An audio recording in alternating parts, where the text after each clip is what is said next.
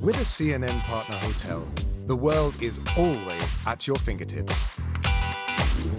CNN partner hotels, connected to your world. Have you been bitten by the bug of curiosity? This is CNN 10. My name is Carl Azuz. I'll be your explainer-in-chief. Global news. International relations are the key factors. Relevant stories. Everyday people whose action is changing their community. Complex issues explained. We're going back to the future. And 10-second trivia. You get a perfect 10 out of 10. All in 10 minutes. Stream at CNN.com/CNN10. I'm Matt Rivers in Ciudad Acuña along the U.S.-Mexico border. This is CNN. This is Don Lemon tonight, live in Lviv in western Ukraine, where we have heard air raid sirens tonight. And the front lines of the war, well, just keep shifting. Shelling reported in and around the city of Kyiv. In heavily damaged Irpin, the mayor says the city's back under Ukrainian control, despite still being bombed. And in the worst hit city, Mariupol, in the southern part of Ukraine, tens of thousands of residents are still trapped in the city's rubble. Their mayor says a humanitarian evacuation corridor is in the hands of Russian soldiers. And while all the devastation continues, we're hearing from a Kremlin spokesman tonight warning that Russia would use nuclear weapons if the existence of his country is threatened. We have a security concept that very clearly states that only when there is a threat for existence of the state in our country, we can use, and we will actually use, nuclear weapons to eliminate the threat for the existence of our country. Frightening. CNN's Hala Garani is here with me in Lviv tonight. Hala, hello to you. Listen, there were more explosions and air raids in and around Kyiv tonight. What do you know about the fighting around the capital city? Well, there's so much going on that I have to look down to really list those suburbs around Kyiv that are either changing hands in favor of the Russians or changing hands in favor of the Ukrainians. But the Ukrainians are saying that they've been able to recapture the suburb of Irpin. Our viewers might remember the images of our Clarissa Ward at that bombed out bridge. Remember when she was helping civilians out of the rubble? That is Irpin. They were fleeing Irpin. The mayor of Irpin is now saying that that area is back in Ukrainian hands. However, the Russians keep shelling, as we saw with our Fred Pleitgen not far from Kyiv, these corridors, these routes that are designed to resupply Ukrainian troops on the ground. And the deputy defense minister is saying they're trying to establish some sort of ring around the capital, which he called a corridor, not a humanitarian one, a military one, to encircle the capital and cut the supply routes of Ukrainian forces on the ground, because they have not been able, the Russians, to take Kyiv. In fact, I thought it was quite interesting. Yesterday, I interviewed a top minister in the government of Zelensky, of President Zelensky. He was sitting in his ministry. He wasn't in a shelter. He wasn't wearing body armor. There seems to be around Kyiv this sense that, well, the curfew can ease now. The center is holding, even though around the suburbs are really seeing some intense fighting and shelling and some misery in the civilian population. Do you remember at the end of last week we were talking about the Russian official who said that they were changing strategy, that they were just going to start targeting eastern Ukraine, right? But then since then there have been shellings here in Lviv, also, of course, in Kyiv. Was that just a diversion? What was that all about, you think? Well, I mean, the Ukrainian officials are saying potentially that it was, because Kyiv is the big prize. You get Kyiv, you secure the country. And that is the big prize. Is this a diversion, or are they going to focus most of their military efforts on the east? We're seeing, and I know we're going to speak of Mariupol, that city completely leveled. It resisted. The Russian tactic is, fine, we'll carpet bomb you until there's 10% of your buildings left standing, and then we'll move in and plant our flag on this big pile of rubble. So is it a diversion? Well, I mean, you know, from the Russian perspective, it appears as though those statements that they made publicly don't match the facts on the ground. You were at that scene of that, not too far from where we are here, of that fuel depot. Another fuel depot in western Ukraine was also hit. Now, that could be more tactical in the sense that these are strategic facilities. Fuel depots obviously used to fuel vehicles. An airport airplane repair facility is a strategic tactical target. We're not seeing civilian targets being bombed in western Ukraine. But this one is very close to residential neighborhood. Let's talk about Mariupol, because I can't take my eyes off the video when I see it. I mean, it is just gone. Yeah. I mean, look at that. There it is right there. And it reminds me so much of East Aleppo. It's really the same tactic. You have resistance, we will absolutely demolish and obliterate the city. Remember, this is not Aleppo. This is a largely Russian-speaking city that the Russians are saying they've come to, quote, liberate from neo-Nazis. These are their Russian-speaking brothers in Mariupol, a city of 400,000 people initially. Now about 150, 160,000 people left. Just absolutely hollowed out. Yeah. And they cut off the humanitarian corridors. The Russians, I mean, it's unbelievable. Look at that. Yeah, they'd been shelled for weeks, and there a few thousand have made it out in the last few days. But in the first few weeks of the war, these corridors that were designed to allow civilians to evacuate were targeted pretty relentlessly. We'll see in a couple minutes. We'll see 55 minutes here on CNN leading our coverage. Thank you, Howard Durrani. Appreciate it. President Biden saying that he is not backtracking on his comments that Vladimir Putin cannot remain in power. I'm not walking anything back. The fact of the matter is I was expressing the moral outrage I felt toward the way Putin is dealing and the actions of this man.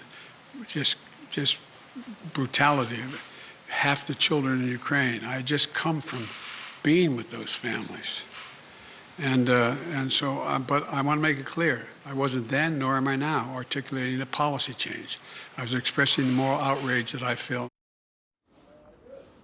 The former director of national intelligence, James Clapper, joins me now. He's now a CNN national security analyst. Thank you, Director. I appreciate you joining us. President Biden standing by his comments. Do you expect Putin to somehow exploit this? Well, I suppose the Putin propaganda machine will, but I guess I got a contrarian view here about this. By the attempts to walk back what the president said seems to me to infer that we're okay with acquiescing in a war criminal as a head of state of the Russian Federation. So I didn't have a problem at all with what the president said. I thought he was directing it more towards the Russian people. But to answer your question, sure, they'll take advantage of it. But you know, it certainly didn't come as a big surprise to Vladimir Putin that there's animosity between him and President Biden.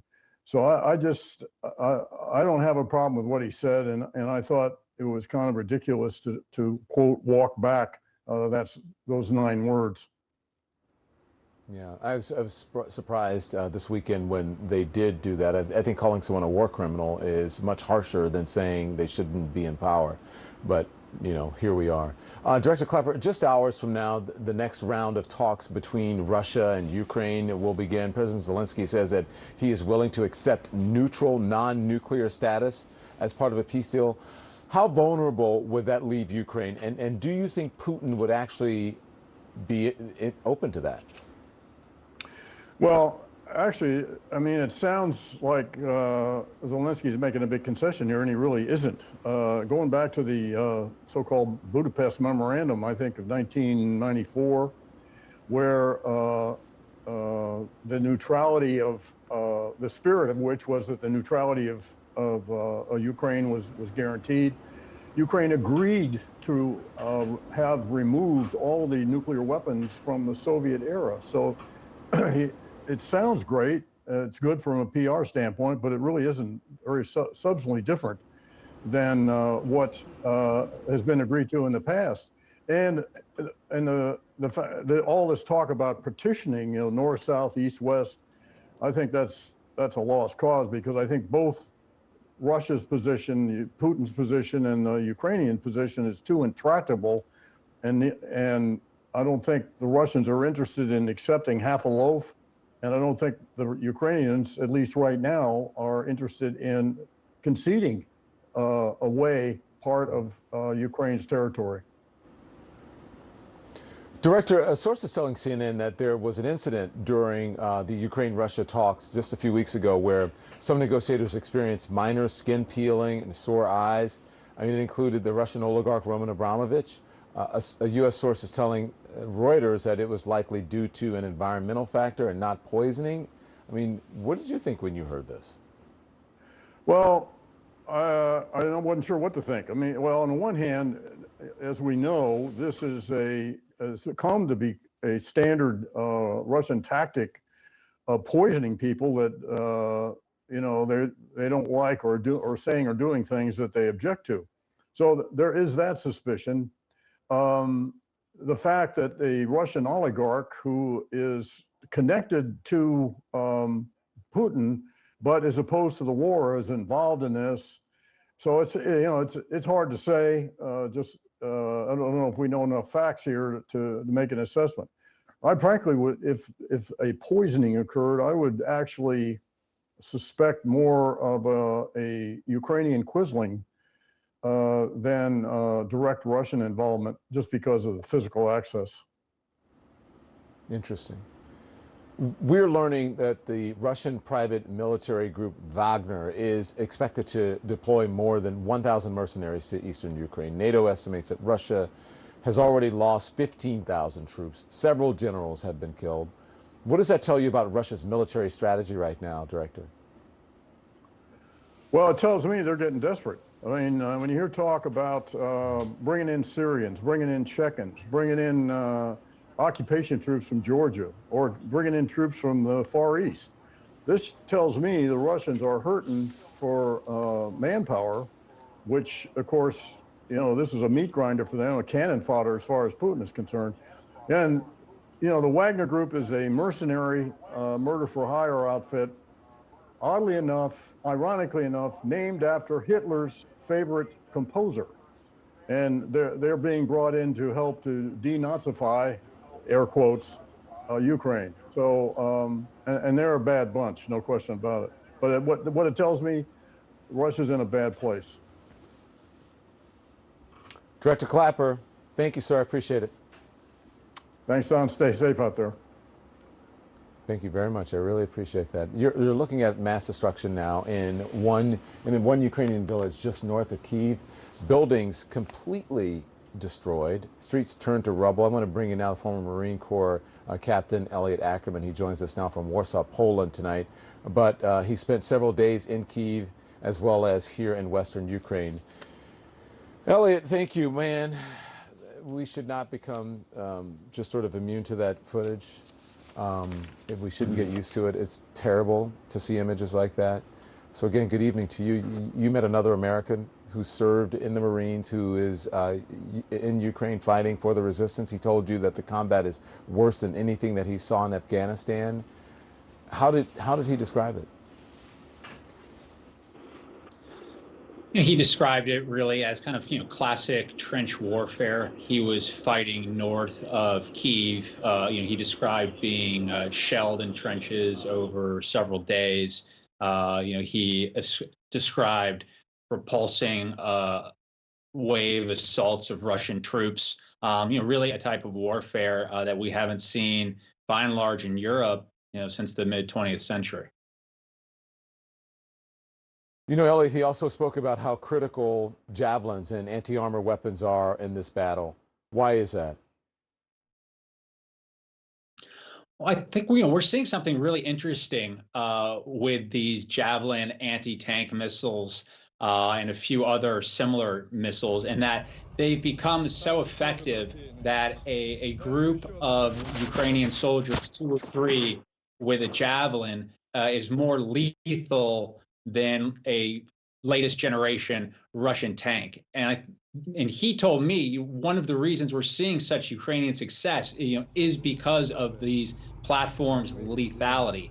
So I think that's something that we really need to continue watching. Elliot, this Marine described what he is seeing from Russians on the battlefield. Why does he think Putin's forces haven't been as effective as many had expected? Well, Napoleon, who fought many of his battles in that part of the war, had a maxim, and his maxim was that in warfare, the moral is to the material as 3 is to 1. I mean, listen, the Ukrainians are defending their homes, their families, their loved ones, and by and large, these Russians are conscripts, many of whom didn't even know they were going to Ukraine to fight. So I think it's important to keep that in mind. He was very insistent on bringing that point home. But there's a second point that's worth observing. Hey, Elliot, before you go on and talk about that, can you talk about those conscripts? Because that was in the beginning, people didn't really understand that, and I think it bears explaining. There were people, soldiers who were going to fight this war that had no idea that they were going to Ukraine? Yes, they were told they were going on military exercises. I think it's also important to note that the conscripts we're seeing turn up in Ukraine, these aren't 19, 20-year-old Russian kids from St. Petersburg and Moscow. I mean, these are kids who are from the poorest areas of Russia, and that's very intentional. Putin does that to insulate himself politically when these young soldiers are killed. Yeah. And sorry, go on. If you can continue your thought on that. Sorry to interrupt you, but I thought it was interesting your point was. Sure. No, I was just going to make the other point, which is, the American and Western way of warfare, which is really doctrinally a decentralized form of warfare in which every soldier, from a 22-year-old corporal up to a colonel, really understands deeply the mission. So when communications break down and in the chaos and fog of war, everything breaks down, they're able to get the mission done. The Russian form of warfare is the Soviet form of warfare. Everything is very centralized. Individual initiative is not encouraged. And we're seeing that breakdown on the battlefield. I think most representative of that is the fact that we've seen so many Russian generals killed because those generals have had to go forward when the plan falls apart. And so we're seeing, that, for instance, that 40-mile long traffic jam outside of Kyiv early on in the war was indicative of the fact that when their plan didn't work, when the Russian plan didn't work, you could see a total breakdown of command and control because everything was so centralized. Interesting. Great information. Okay, so listen, let's talk about the Marine again. I know you don't want to use his name, but can you explain why this Marine and so many other foreigners are choosing to come to Ukraine to fight, Elliot?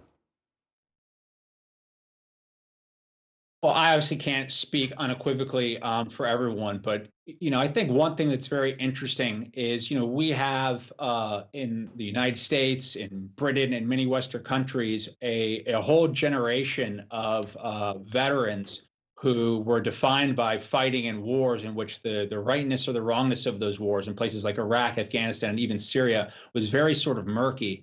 I think many of these veterans who are showing up in Ukraine as foreign fighters see this war as being a very clear case of right versus wrong, and are very happy to lend their skills to the plight of the Ukrainians. Elliot, I really enjoyed this segment. It was fascinating and it was very informative. Please come back and talk to us more about it. We'd love to have you back. Thanks again. Great. Good to be with you, Don. Thank you. Next, I want to bring in a man you first heard from on this show just last week. He's an American in Kyiv who came here to document the war, and he's captured what it's like when everyday life is shattered by bombs raining down from the sky. This is a destroyed gas station, an adjoining market. More bombs going off nearby. Complete and utter destruction.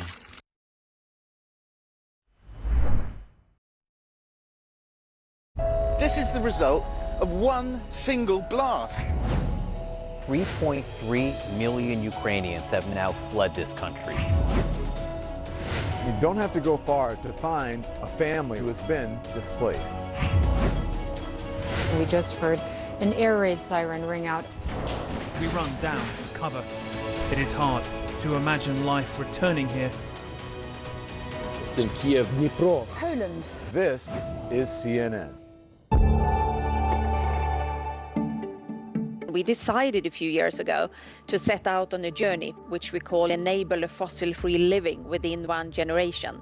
And you can see all around Europe that the competitive situation is shifting away from fossil fuels and into renewables and into more nuclear power. So you can see that there's a lot of innovation going on around the fossil-free technologies, and you can also clearly see that the customer demand is shifting. And today I think we can see that companies and customers are actually moving much faster than nations or global initiatives. So I think that this is a business strategy for us. It's not a sustainability strategy first and foremost. It's a business strategy and it is sustainable. But we can clearly see that through this transformation, we are actually getting increasingly competitive.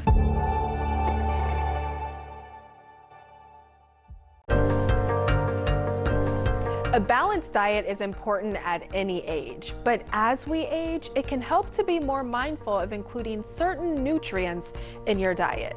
By your late teens, early 20s, you have up to 90% of peak bone mass, and calcium can help keep your bones healthy. Good sources of calcium are low-fat yogurt, kale, and broccoli. In your 30s and 40s, start thinking about adding more fiber to your diet. Soluble fiber helps lower cholesterol and regulates blood sugar. Now for adults 50 and older, focus on healthy fats. One study says replacing bad saturated trans fats with healthy unsaturated fats is linked with a 27% lower risk of dying. You can find unsaturated fats in seeds, nuts, avocados, and fatty fish like salmon. He's interviewed 5 U.S. presidents, authored 7 books, and has an independent voice that resonates. What happened to when we were united against a common enemy? He's raw, unique, and one of America's most important talk show hosts. Watch Smerconish, Saturday on CNN. The world's biggest business stories in one place. Expert analysis from every corner of the globe. Marketplace, Africa, Asia, Europe, and Middle East. With CNNBusiness.com. Once in a generation opportunity. Technology, innovation, business. We try to be global and we try to be smart. And we try very hard to get both of those every week. But I want to hear our authentic voices of people who are passionate or intelligent about a subject, who will make you smarter, move you emotionally, who will kind of challenge your mind or move your heart. And that's the consistency that we try to get at. Fareed Zakaria GPS, Sunday on CNN.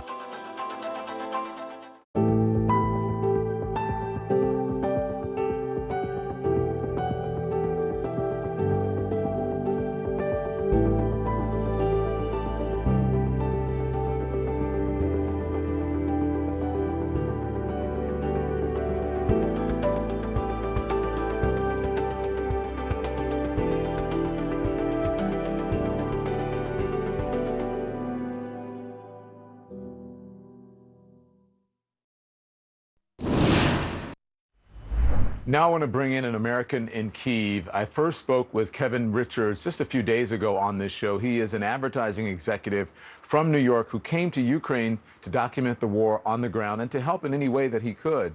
We asked him to shoot a video diary of what he's seen in and around Kyiv, and here's that video diary right now. Here it is. On the front line, Michael and I met up with friends of his, 2 brothers named Sasha and Demon. That's his nickname because of how fast he drives. And they took us further in to deliver the flak jackets. We passed by all sorts of carnage and destruction, houses that have been blown up, buildings that have been blown up, gas stations, stores, you name it. Awful, awful, awful. This is a destroyed gas station, an adjoining market. More bombs going off nearby. I can't even fathom being in here while all this was going on.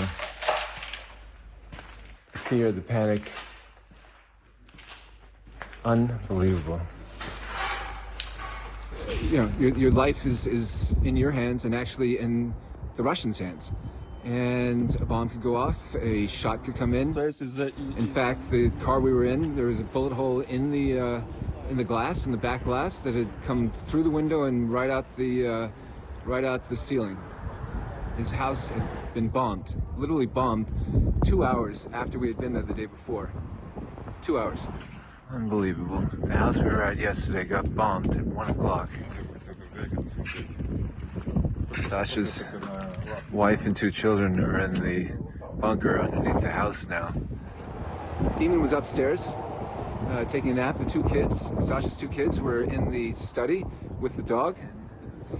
The bomb apparently spits out projectiles at such a velocity that they rip through the wall, they rip through the ceiling of the first floor, up through the second floor, and out again through the roof. You can imagine the velocity of those projectiles. Unbelievable. He showed me the pieces of metal that the bomb spits out. I can't even imagine what that's like. And when you look at the house, you see that there's literally hundreds of holes from the bomb. Hundreds.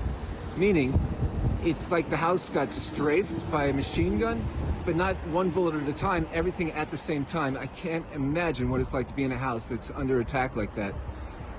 What happened is that Demon was saved somehow. The bullets or the projectiles did not hit him, although he showed me holes in his jacket where the bullets went through, or the projectiles, I'm sorry, went through.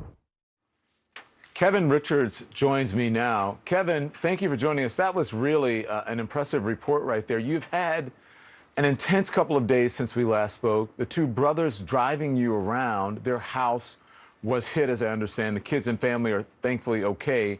But how is everyone doing, and what happened? What happened is that a bomb went off in their yard and basically destroyed their house. That happened 2 hours after we were there the day before. When we got there, everybody was in a bit of shock, understandably.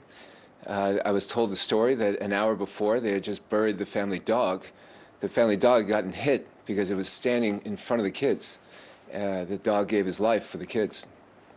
And so everyone is okay? I asked you how everyone is doing. Everyone's fine? Sorry. Everyone else is fine, yes. Yeah. So you're there, you're handing out flak jackets, you're seeing this horrible devastation, you're documenting it for everyone, you're hearing bombs go off. What are some of the stories that you're hearing from Ukrainians living through all of this?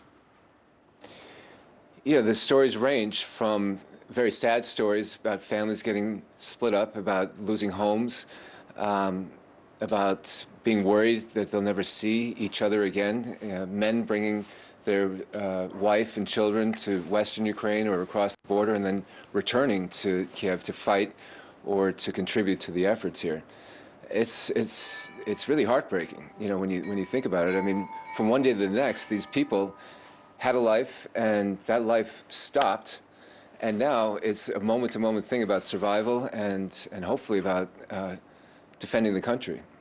You know, Kevin, on one hand, you're seeing homes and stores destroyed, people's lives really destroyed, their, you know, everything that they own. But you're also seeing people in the streets, some dining outdoors. It's got to be strange. And as some of the video that you're playing there, you could hear the bells, and then, you know, one moment I'm sure you hear a bell, and then you hear maybe an explosion or even an airstrike siren or something. But that must be a strange dichotomy. It's. I mean, you put your finger on it. The one difference I can tell you, and I noticed this when I was in Lviv and certainly here in Kyiv, people outdoors, they might be sitting in a cafe, they may look like they're being social and having a good time, but they're not. They're not smiling, and that's a big difference. These people are worried. They're also defiant, you know, and acting normal is a way of being defiant to what's going on. So, Kevin, you're out here doing all this stuff and chronicling everything. I just want to know if you're being safe. It's a protocol for journalists to wear flak jackets, helmets, and that sort of thing. And I just want to make sure that you're being safe and taking care of yourself. Yeah, the people I'm with, Alexei and Igor, provided me with a flak jacket. I do feel safe in that respect, although I'm not sure what a flak jacket would do for a bomb. But generally, I'm being safe, yes. Yeah. Well, We want you to be safe, and we thank you for joining us. Thank you, Kevin. We appreciate it, okay? And you stay safe. Thank you. Hundreds of Ukrainian children awaiting adoption by American families now stuck in limbo, some of them right outside Lviv, and I had a chance to hear their stories. I'm David Miliband, President and CEO of the International Rescue Committee. The IRC is a non-profit organization that helps people whose lives are shattered by conflict and disaster. The emergency in Ukraine is the worst humanitarian crisis that Europe has seen since the Second World War. The IRC is on the ground in Ukraine and in Europe, supporting people on the run from the fighting. But we need your help to help them. Visit rescue.org to donate and learn more about our work. We live in such a fast-paced world where the news has been so relentless. Historic events have happened one after the other. I think that you need that daily appointment with viewers around the world to try and sort through the news of the day. What's important? Why does it matter to me? How do I put it all in context? We follow the news as it happens and where it happens. And then we also take a step back to walk the viewer through the day's news. That is the mission of Hala Garani Tonight.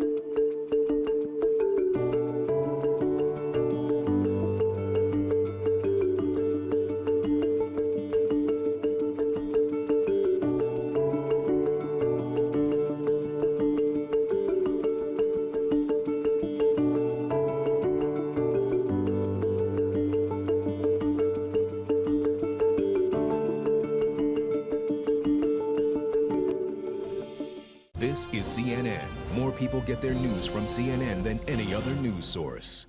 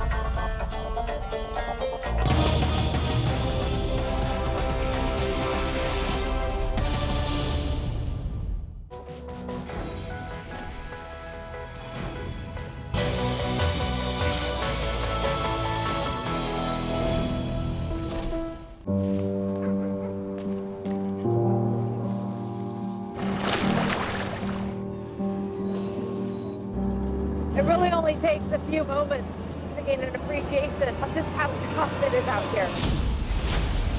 They've been coming across sniper fire, gunfire, mortar rounds. You can see really just how intense it is here. We have to wrap it up right now. Quite anxious about spending too much time on scene. Those with the kids really struggling to get away. They feel like they won't be able to outrun the war. They thought the whole border was open. People are just trying to bust through towards what they think is going to be a better life. These nurses, these doctors really have nerves of steel. You can't help but be struck by how interconnected our world is.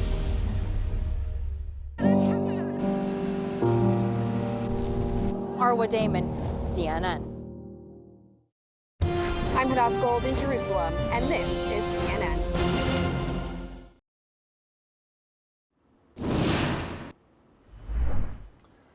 Half of the almost 4 million refugees from Ukraine who have arrived in the EU since the start of the Russian invasion are children. But many orphans in Ukraine are still stuck in limbo because of the war. I visited an orphanage right outside Lviv to find out more about the efforts to get these children to their families. It was after midnight when the children from battle-scarred Donetsk arrived in Lviv. They were very tired and seemed to be lost. Some of their friends were separated. They were scared, arriving in a new city. A train full of children fleeing the war.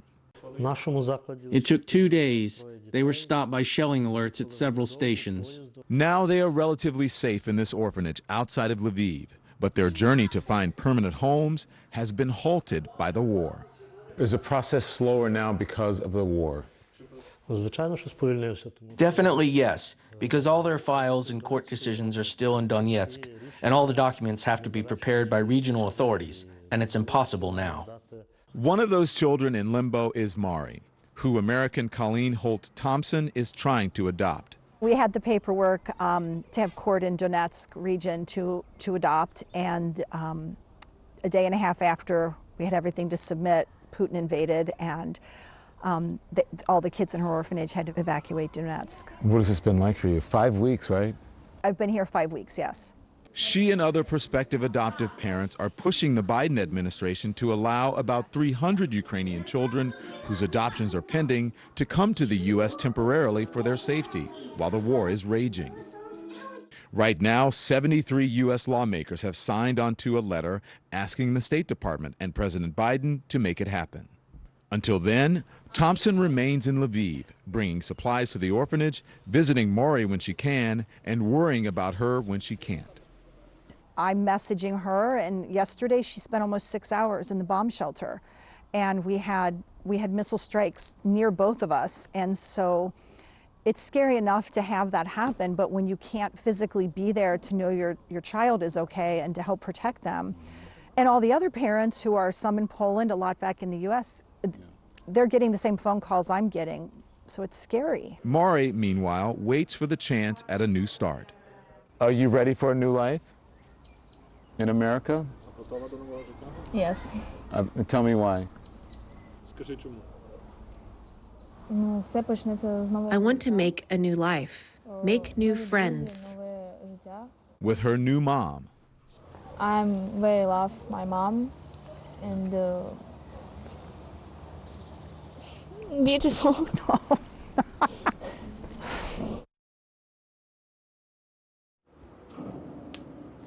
Look, it is, Mari's one of the older kids there, and even though she's 18 now, she still can't leave because of the paperwork, right? She's technically an adult, but they're holding her here because of the paperwork. But the children we visited were, you know, little tykes to older kids, and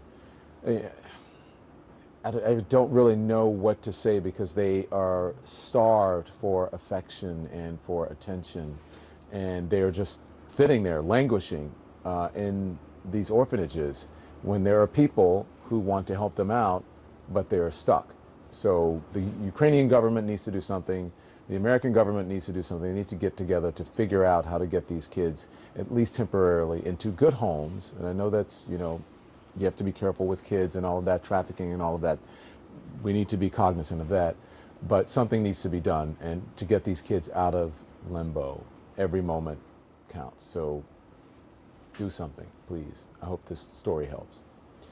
Coming up, Ukrainian firefighters battling fierce blazes after Russian attacks. And this weekend in Lviv, one was spotted wearing gear with the word Edmonton on it. How that jacket made it all the way from Canada to Ukraine, we're going to explain. That's next.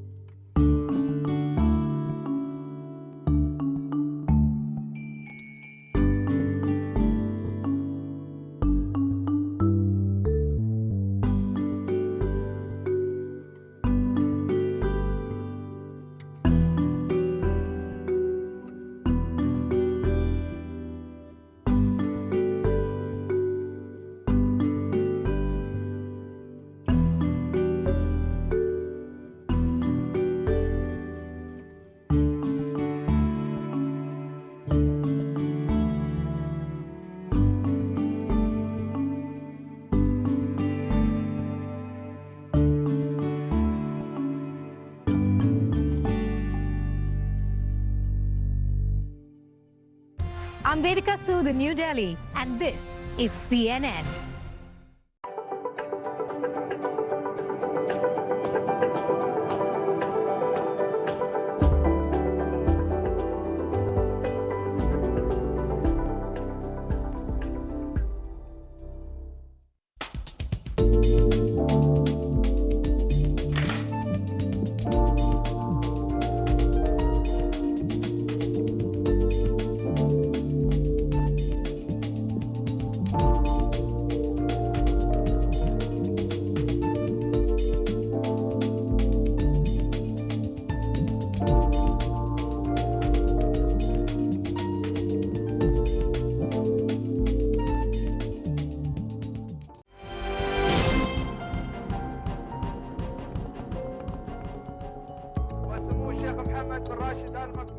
The Dubai World Cup began in 1996.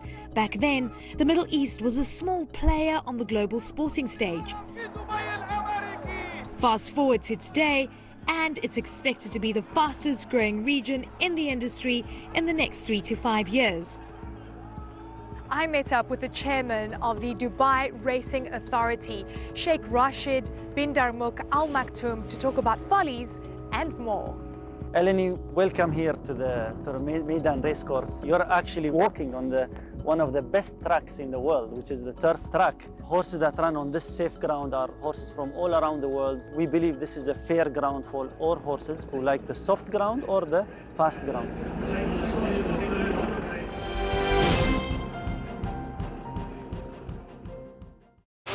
Out front tonight, a potential breakthrough in treating coronavirus. We've gotten very little help from the federal government. Could all this spending lead to a bigger economic crisis?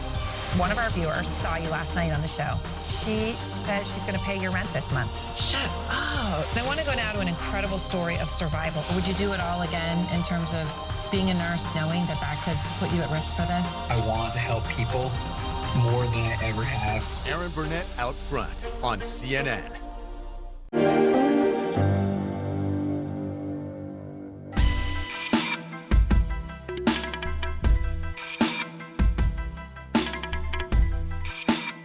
My name's Pippa Bailey. I work for Ipsos and I'm head of our climate change and sustainability practice. So many companies that we speak to struggle with, how to talk about sustainability, how to share the great campaigns that they're doing. And there's kind of a number of guidelines people need to follow. First of all, making sure you've got your own house in order, that your own environment, social and governance policies are heading in the right direction before you then go kind of on the offensive with a campaign where you want to illustrate what great work you're doing. But also to kind of avoid greenwashing is making sure that that really fits under the brand banner, that it represents what your brand is about, so that it feels very intuitive for consumers, for citizens.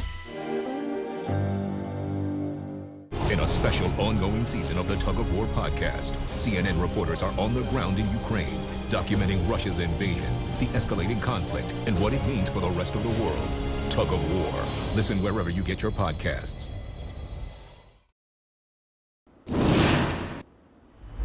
So this week in Lviv, a firefighter battled a raging inferno wearing a jacket with the word Edmonton on the back.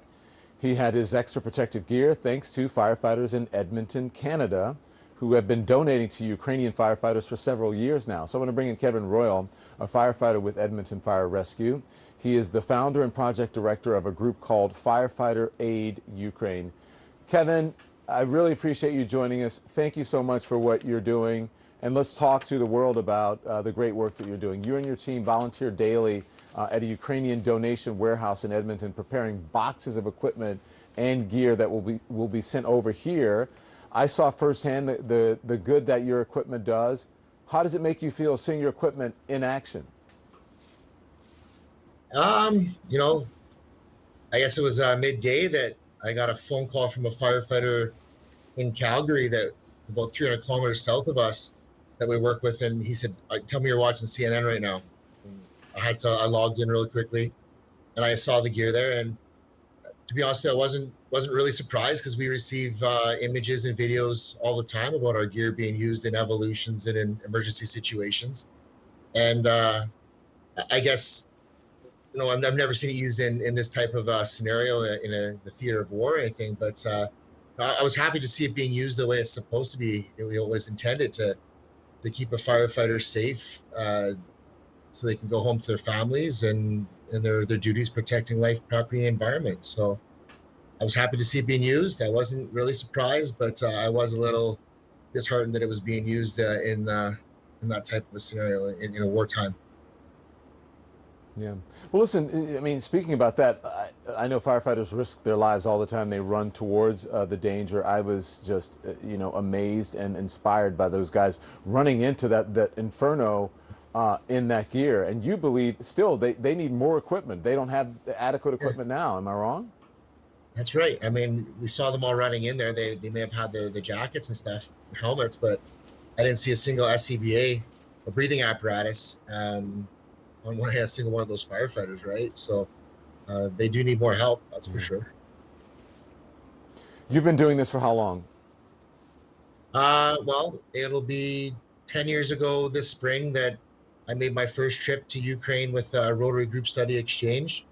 And it was then that I saw the conditions that firefighters and first responders were working in. And shortly after that, I returned home and we were going through an equipment swap out. And I made a pitch to my then Chief Ken Block and Deputy Chiefs Gaylor and Lefebvre to try to get some of that gear. And they liked the plan. So it was about 2 years later that our first deployments shipped out to Ukraine.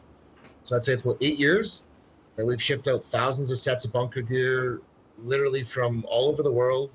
Not just bunker gear, we've shipped over equipment, tools, medical supplies, but hundreds of sets of bunker gear just like that one in that video. And actually, oddly enough, there's actually 2 sets of bunker gear in that footage.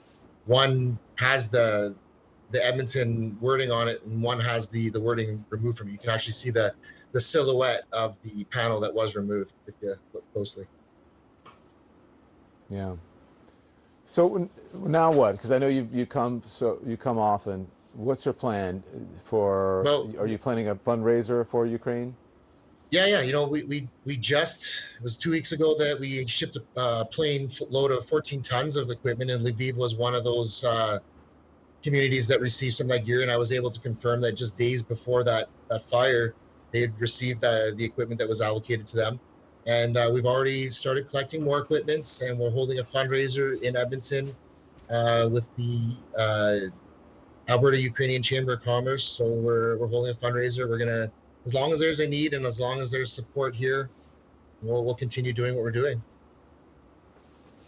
Kevin Royal, you're a good man, and thank you for everything that you do there in your daily life and everything you've done for the firefighters of Ukraine, really, and for the world. Thank you so much. Well, thank you for being over there in Ukraine. It can't be an easy task yourself, so thank you. Yeah, thanks. We'll be right back.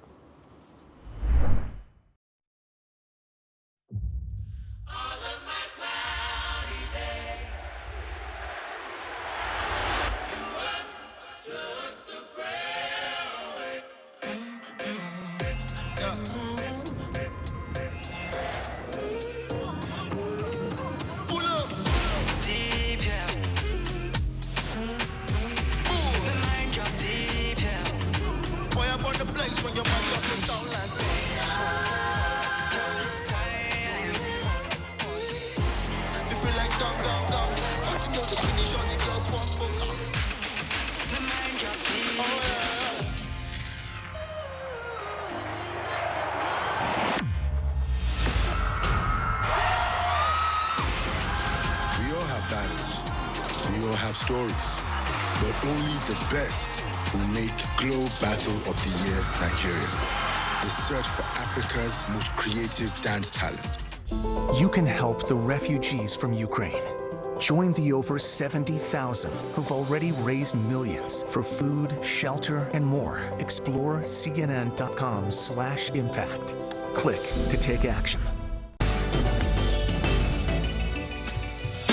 The Zenith El Primero. Now this is a watch with a story. It was launched in 1969, and the name El Primero means the first in Spanish, because it was among the first automatic chronographs. But a few years later, the brand is bought by Zenith Radio Corporation. Zenith, the American corporation, ordered Zenith, the Swiss watch brand, to stop producing mechanical watches, and so the El Primero disappeared. But one crafty employee named Charles Vermeau hid the tools and all of the plans and designs, so when the ownership changed again in the 1970s, everything they needed to create the El Primero all over again was there.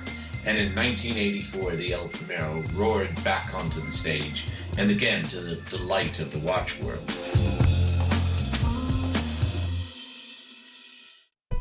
I'm Sarah Seidner in Minneapolis. I'm Dr. Sanjay Gupta in New York. I'm Kyon Law in Salt Lake City. I'm Miguel Marquez in Brooklyn Center, Minnesota. I'm Adrienne Broadus in Chicago. I'm Omar Jimenez in Minneapolis.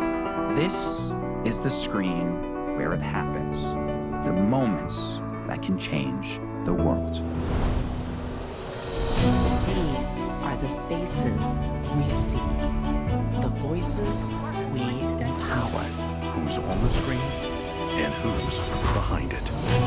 This is the work that continues, who we are today and what we can become. This is where our curiosity can lead us when inclusion matters. This is why more perspectives make us stronger and how our mission can inspire tomorrow. This is journalism that reflects the world we live in.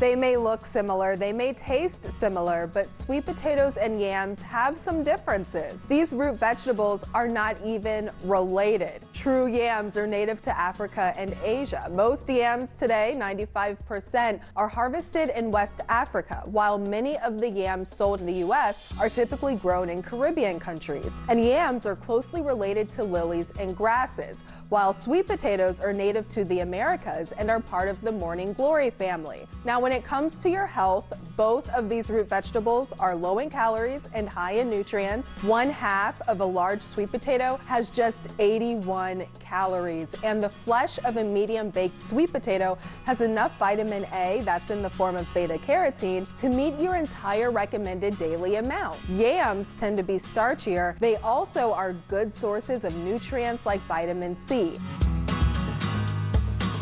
For World Sport. World Sport. For World Sport, I'm Amanda Davis. I'm Patrick Snell. I'm Alex Thomas. I'm Coy Wire. I'm Don Riddell. I'm Andy Shaw. And this is CNN.